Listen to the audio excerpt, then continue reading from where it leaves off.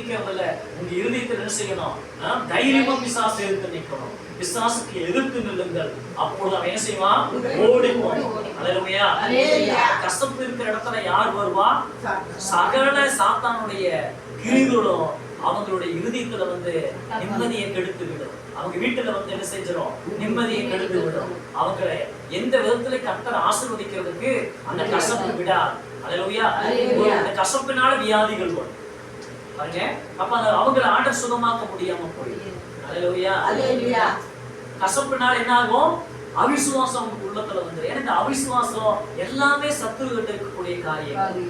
அப்ப சத்துரு பாருங்க, அன்னைக்கு ஏவாளை எப்படி ஏமாத்துறா அப்படின்னு சொன்னா, ஆண்டவர்கிட்ட இருக்கிற நல்ல குண அதிசயங்கள் எல்லாம் அவளை விட்டு கடந்து போயிடணும். அவர்கிட்ட இருக்கிற ஆண்டவருடைய செழிப்பெல்லாம் அவன் இருதயத்துல இருக்கக்கூடாது. அதெல்லாம் அந்த குணங்கள் எல்லாம் எடுத்து விலகிடணும். விலகணும்னா இவனுடைய வார்த்தைய, சாத்தான் வார்த்தைய